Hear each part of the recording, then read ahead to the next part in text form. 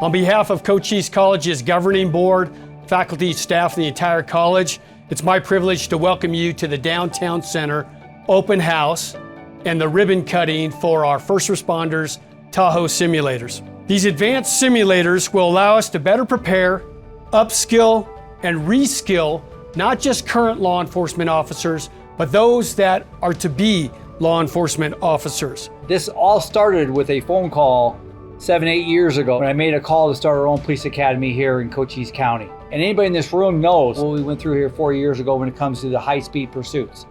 This was a cutting edge for us to get ahead of that, reduce liability, but also train our men and women from all law enforcement how to address interdiction when it comes to these high-speed pursuits. Driving is what we do 10 to 12 hours a day, so we need to give it its due attention, and that's a lot of training behind that.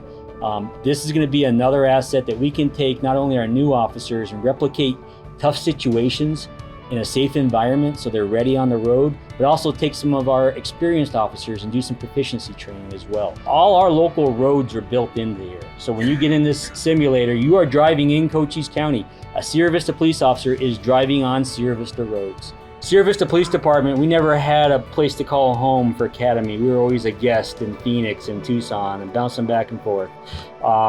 We finally have a police academy we can call home where we can train our officers to be good cops here in our community and serve our communities down here in Cochise County.